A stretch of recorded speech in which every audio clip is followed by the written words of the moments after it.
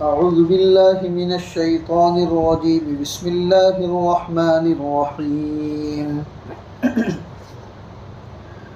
ويسألونك عن ذي القرنين قل سأتلو عليكم منه ذكرا إنا مكنا له في الأرض وآتيناه من كل شيء سببا فأتبع سببا حتى إذا بلغ مغرب الشمس وجدها تغرب في عين حمئة ووجد عندها قوما قلنا يا ذا القرنين إما أن تعذب وإما أن تتخذ فيهم حسنا۔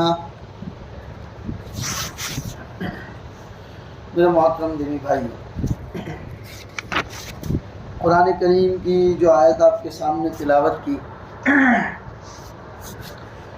اللہ تبارک و تعالیٰ اپنے نبی سے فرماتے ہیں وَيَسْأَلُونَكَ عَنْ ذِي الْقَرْنَيْنِ، اور یہ لوگ آپ سے ذوالقرنین کے بارے میں پوچھتے ہیں۔ قل، آپ کہہ دیجئے سَأَتْلُو عَلَيْكُمْ مِنْهُ ذِكْرًا، میں ان کا کچھ حال کچھ قصہ تمہیں پڑھ کر سناتا ہوں۔ مشرکین مکہ نے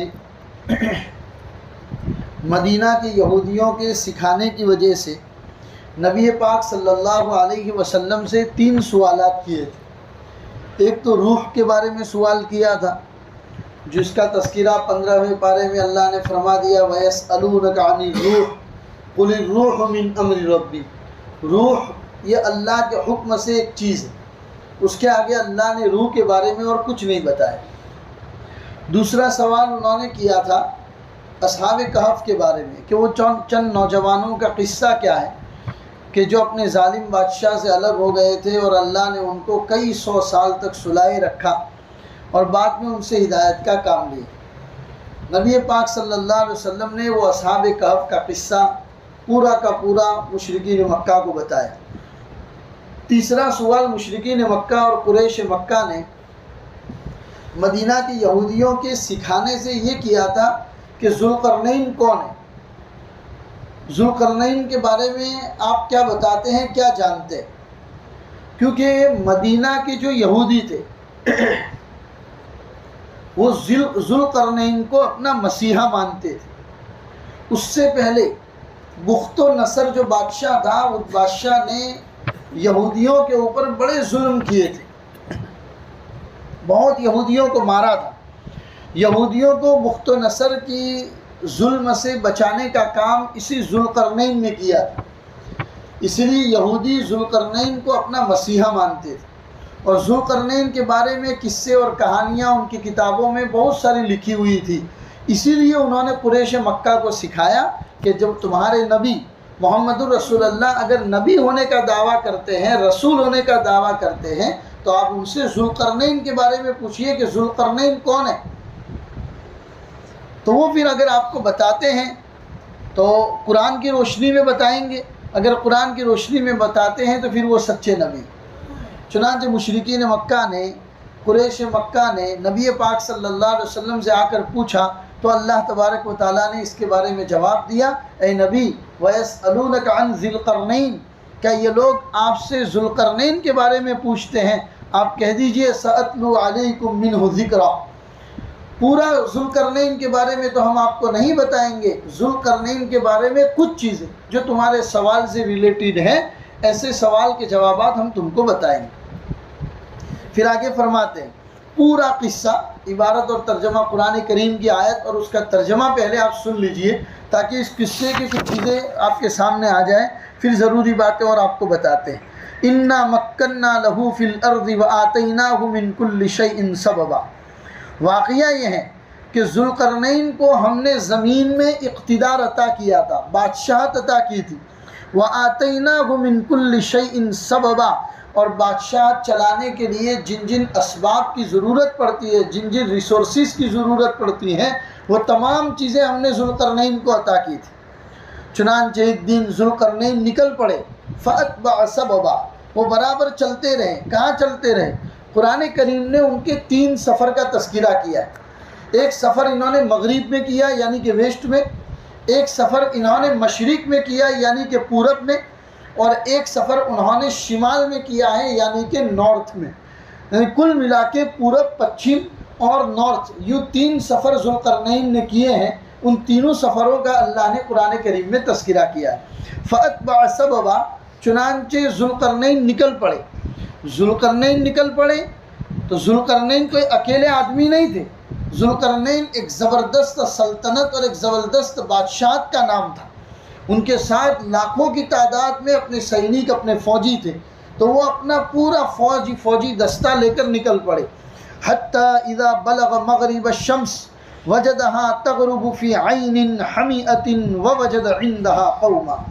چلتے رہیں اور تمام راستے میں جتنے علاقے آتے رہیں ان علاقوں کو فتح کرتے رہیں، یہاں تک کہ سورج کے غروب ہونے کی آخری حد تک پہنچ گئے. اس کے آگے کوئی بستی ہی نہیں، وہاں آگے جا کے سورج غروب ہوتا ہے، اس جگہ کے اوپر پہنچ گئے. یعنی اتنا لمبا سفر کیا ذوالقرنین نے. اب یہ ذوالقرنین بادشاہ، ذوالقرنین دنیا کے اندر بہت سارے گزرے ہیں، اور اتفاق یہ ہے کہ جتنے ذوالقرنین گزرے ہیں ہر ایک کے نام کے ساتھ اسکندر بھی لگا ہے. سکندر جس کو ہم بولتے ہیں، سکندر اسکندر دونوں سیم نام کا نام ہے، ایک میں الف ہے ایک میں الف نہیں. سکندر بھی بولتے ہیں، اسکندر بھی بولتے ہیں، اور اسی کو ذوالقرنین بھی بولتے ہیں. دنیا کے اندر یہ مختلف گزرے ہیں. قرآن کریم نے جس ذوالقرنین کا تذکرہ کیا ہے وہ سیدنا حضرت ابراہیم علیہ السلام کے زمانے کے تھے. حضرت ابراہیم علیہ السلام کے زمانے میں حضرت ابراہیم علیہ السلام کو پتہ چلا کہ ذوالقرنین آنے والے ہیں، تو آپ نے مکہ سے باہر نکل کر ان کا استقبال کیا، ان کا ویلکم کیا. انہوں نے حضرت ابراہیم علیہ السلام کے ساتھ بیت اللہ کا طواف کیا، اور بیت اللہ کے طواف کرنے کے بعد حضرت ابراہیم کے ساتھ مل کر انہوں نے قربانی بھی دی.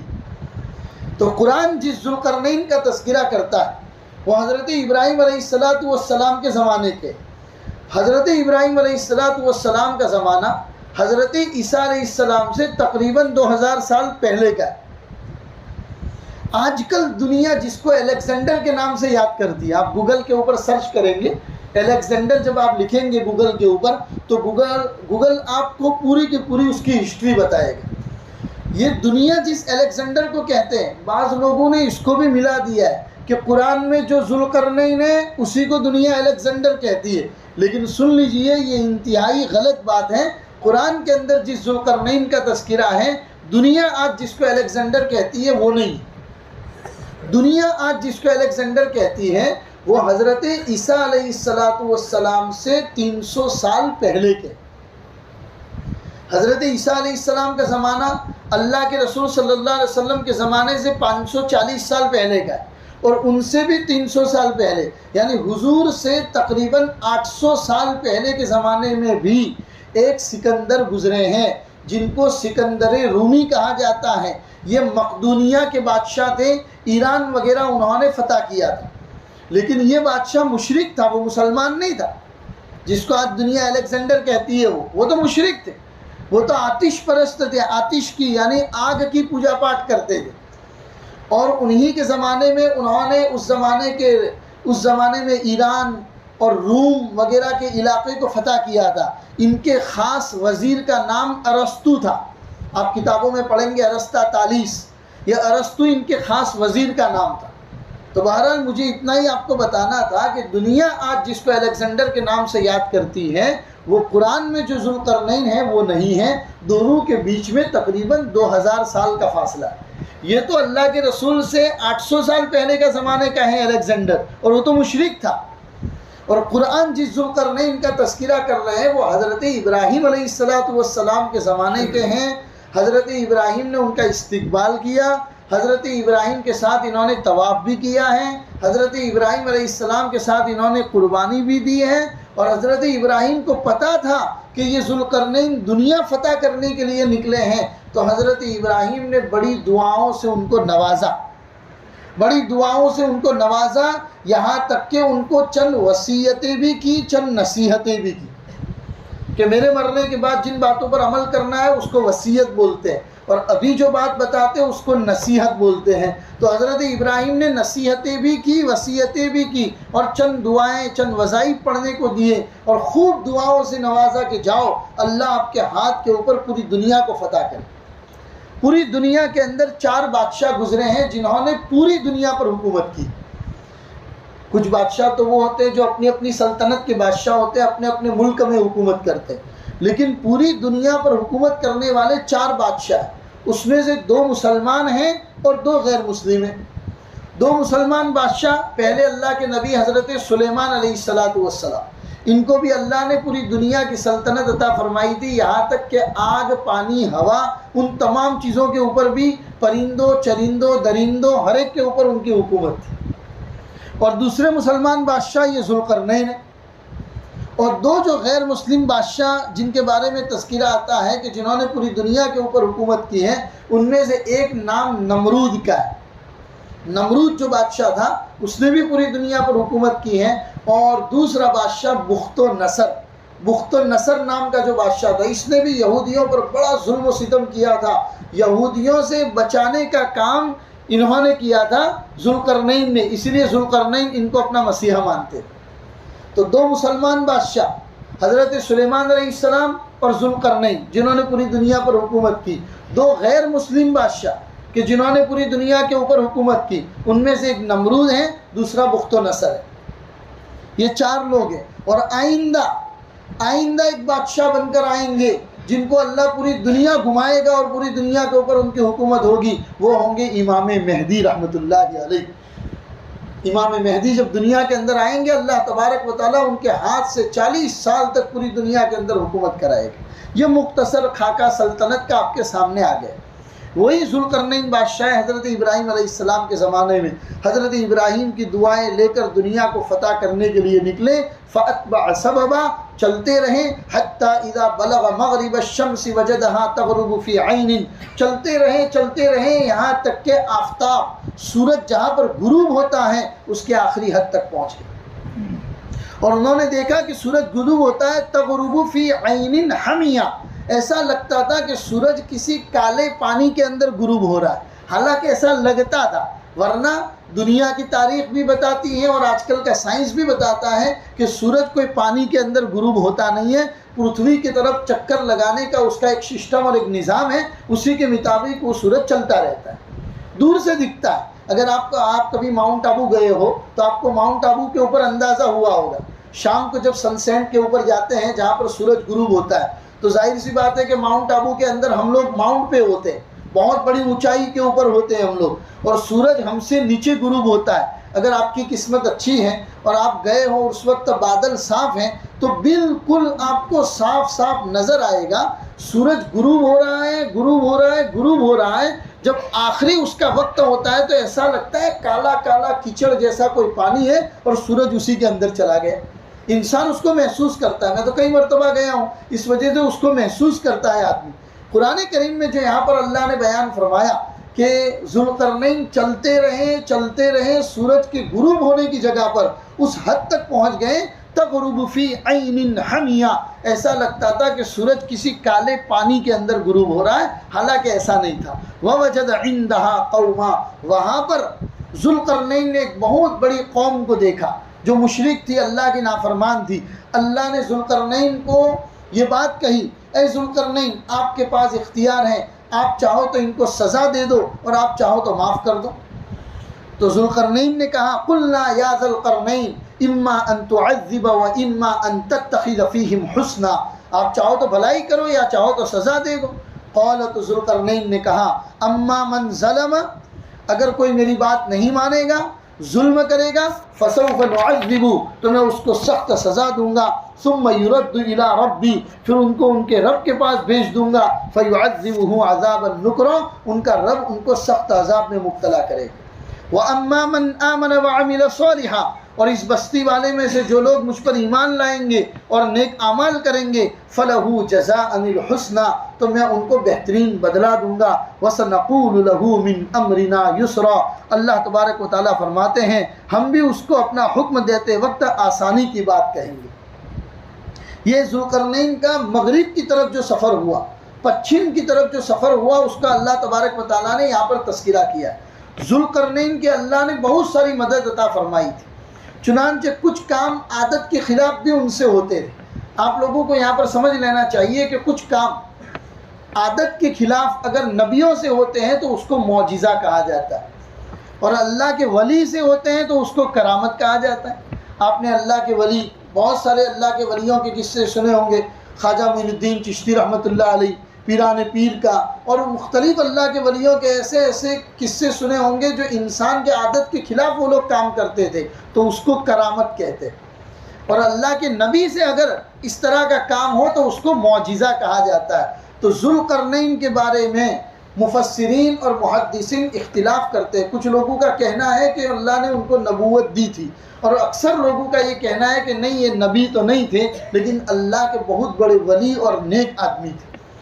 البتہ حضرت خضر علیہ السلام، جن کا قصہ آپ پچھلے کئی دنوں سے سن رہے تھے، بعض مفسرین نے کہا ہے کہ حضرت خضر علیہ السلام ذوالقرنین ہی کے ساتھ رہا کرتے تھے، ان کے وزیر ہونے کا کام کرتے تھے، اس لیے اللہ جو بھی وحی بھیجنا چاہتے تھے حضرت خضر علیہ السلام کو بھیجتے تھے، اور حضرت خضر علیہ السلام ذوالقرنین کو بتاتے تھے۔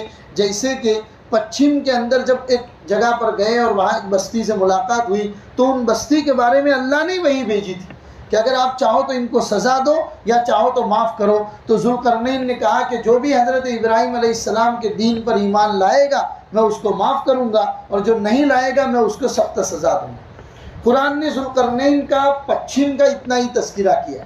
آگے قرآن فرماتا ہے، اللہ تبارک و تعالیٰ فرماتے ہیں ثم اتبع سببا، پھر ذوالقرنین پچھم کے علاقے کو چھوڑ کر پورب کی طرف چلنا شروع کیا، اور پورے کے پورے علاقے کو فتح کرتے کرتے کرتے پورب کی آخری حد تک پہنچ گئے۔ اسی کو اللہ تبارک و تعالیٰ فرماتے ہیں حتی اذا بلغ مطلع الشمس، یہاں تک کہ ذوالقرنین پہنچے سورج کے طلوع ہونے کی جگہ، تو وہاں پر بھی انہوں نے ایک بستی کو دیکھا، ایک قوم کو دیکھا، وجدها تطلع على قوم لم نجعل لهم من دونها سترا، میں نے دیکھا کہ جہاں سے سورج طلوع ہوتا ہے، جہاں سے سورج نکلتا ہے، وہاں پر بھی ایک بستی ہے، اور ان بستی والوں کے پاس سورج سے بچنے کا کوئی سامان نہیں، نہ ان کے پاس گھر ہیں، نہ وہاں کوئی درخت ہیں، نہ ان کے بدن کے اوپر کوئی کپڑے۔ یہ مادر ذات ننگے تھے جن کے بدن کے اوپر کوئی کپڑا نہیں، اور سورج کی تپیش سے بچنے کے لیے کوئی درخت نہیں کہ جس کی چھاؤں میں یہ لوگ رہیں، نہ ان کے رہنے کے لیے اپنے کوئی گھر تھے۔ ہر ایک آدمی زمین کے اندر گڈھا کھود کے وہیں پر اپنے رہنے کا انتظام کرتا تھا، جب سورج نکلتا تو چلے جاتے، جب سورج غروب ہو جاتا تو باہر نکلتے اور اپنی ضرورت کا کام کیا کرتے۔ وہاں پر ذوالقرنین پہنچے تو ذوالقرنین کا یہ اللہ تبارک و تعالیٰ نے تذکرہ کیا کذالک وقد احطنا بما لدیہ خبرا، اور یاد رکھو ذوالقرنین جتنا بھی کام کر رہے تھے اللہ فرماتے وہ تمام کے تمام ہماری نگرانی کے اندر کر رہے تھے۔ اللہ کے نبی حضرت سلیمان علیہ السلام، اللہ نے ان کو وہ بادشاہت دی تھی کہ جہاں کہیں پر جانا ہوتا تھا ہوا ان کو اٹھا کر لے جاتی تھی۔ ذوالقرنین کے بارے میں آتا ہے کہ اللہ نے بادل کو ان کے لیے مسخر کر دیا تھا۔ ذوالقرنین کو جہاں کہیں پر جانا ہوتا تھا تو بادل ان کے لیے راستہ بڑا تیزی سے طے کر لیا کرتے تھے۔ بادل اور ہوائیں ان کو اتنی تیزی سے لے کر چلتی تھی کہ ان کے کئی میلوں کے راستے بہت کم وقت کے اندر طے ہو جایا کرتے تھے۔ یہ دو ذوالقرنین نے سفر کیے، ایک سفر انہوں نے پچھم کی طرف کیا، وہاں پر بھی جا کر لوگوں کو سمجھایا اور حضرت ابراہیم علیہ السلام کے دین کی دعوت دی، اور ایک سفر انہوں نے پورب کی طرف کیا اور وہاں پر بھی جا کر لوگوں کو سمجھایا اور حضرت ابراہیم علیہ السلام کی دعوت کی، اور ایک سفر ذوالقرنین نے نارتھ کے اندر کیا ہے، اور وہیں پر پورا یاجوج ماجوج کا قصہ ہے، تو وہ پورا لمبا ہے، اس لیے اس چیپٹر کو ہم آئندہ کل کے لیے رکھتے ہیں۔ یہ جو دو سفر، ایک انہوں نے پورب میں کیا ہے، ایک انہوں نے پچھم کے اندر کیا ہے، اور اللہ تبارک و تعالیٰ نے اسے دونوں سفروں کے اندر ان سے بہت بڑا کام لیا ہے۔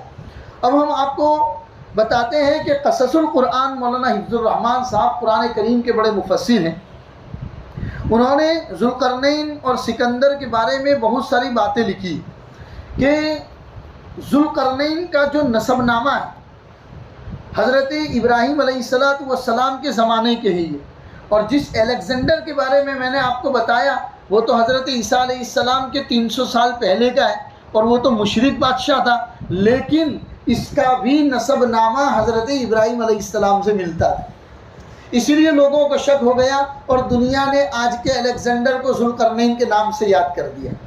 دوسری یہاں پر یہ بات کہی ہے، اللہ نے ذوالقرنین کو صرف طاقت نہیں دی تھی، طاقت کے ساتھ وہ رعب عطا فرمایا تھا کہ جس بستی سے وہ گزرتے تھے اور جس بستی والوں کو وہ حضرت ابراہیم علیہ السلام کے دین کی دعوت دیتے تھے، تمام لوگ ان کے تابع ہو جاتے تھے، کوئی ان کی مخالفت نہیں کرتا تھا، کہیں پر بھی لڑنے اور بھیڑنے کی نوبت نہیں آتی۔ اللہ نے وہ رعب اور دبدبہ ذوالقرنین کو عطا فرمایا تھا۔ چنانچہ پوری دنیا کے سفر کا یہاں تذکرہ کیا، پورا پچھم فتح کر لیا اور لوگوں کو حضرت ابراہیم کی دعوت کی طرف بلایا، پھر پورا پورب انہوں نے فتح کر لیا اور لوگوں کو حضرت ابراہیم علیہ السلام کی دعوت کی طرف بلایا۔ اب یہ سفر کرنے والے ہیں نارتھ کی طرف سفر کرتے ہیں، جو ایک لمبا سفر ہے، کیونکہ نارتھ کا علاقہ، یہ جہاں پر میرے پیچھے والا جو علاقہ ہے اس کو ہم نارتھ کا علاقہ بولتے ہیں، یہ پورا کا پورا پہاڑی علاقہ پایا جاتا ہے۔ کیونکہ آج بھی آپ دنیا کا نقشہ لے کر بیٹھیں گے تو یہاں سے آپ نقشہ دیکھیں گے، چائنا اور اس کے علاوہ جاپان وغیرہ کا پورا علاقہ آپ دیکھیں گے اور اس کی جغرافیائی حیثیت کو آپ دیکھیں گے تو آپ کو پتہ چلے گا کہ پورے کے پورے ممالک پہاڑی ممالک ہیں۔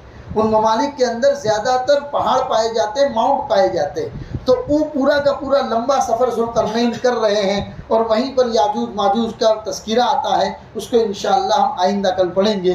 قرآن کریم کی یہ جو باتیں ہم نے پڑھی اس میں ہمارے لیے چند نصیحت کی باتیں یہ ہے کہ آپ دیکھیے، اللہ ذوالقرنین کو بادشاہت عطا فرما رہے ہیں، رعب اور دبدبہ دے کر اللہ ان کی مدد بھی کر رہے، لیکن اللہ ان سے کام کیا لے رہے ہیں؟ لوگوں کی خدمت کا کام لے رہے ہیں۔ اس سے یہ آدمی کو جاننے کو ملا، جب انسان کے پاس پاور آ جائے، انسان کے پاس سلطنت اور حکومت آ جائے، یا چاہے جتنا بھی ہو، چاہے وہ اسٹیٹ لیول کا ہو یا ملک کی لیول کا ہو، ایم پی ہو، ایم ایل اے ہو یا گاؤں کا سرپنچ ہی کیوں نہیں، اگر پاور آ جاتا ہے تو انسان کو اس کو لوگوں کی خدمت کے اندر استعمال کرنا چاہیے۔ قرآن کریم ذوالقرنین کے اس واقعے سے ہمیں اسی بات کا سبق دیتا ہے کہ انسان کو اپنا پاور لوگوں کی خدمت کے اندر گزارنا چاہیے۔ عربی میں کہاوت مشہور ہے، سید القومی خادمہم، قوم کا جو سردار ہوتا ہے وہ اپنے قوم کے خادم ہوتا ہے۔ قوم جس آدمی کو اپنا سردار بناتی ہے، بڑا بناتی ہے، کیوں بناتی ہے؟ تاکہ وہ قوم کی خدمت کرے۔ یہ قرآن ہی کا مزاج ہے۔ اللہ تبارک و تعالیٰ اسی باتوں پر ہم سب کو عمل کی توفیق عطا فرمائے۔ وصلی اللہ علی النبی الکریم وعلی آلہ واصحابہ اجمعین برحمتک یا ارحم الراحمین۔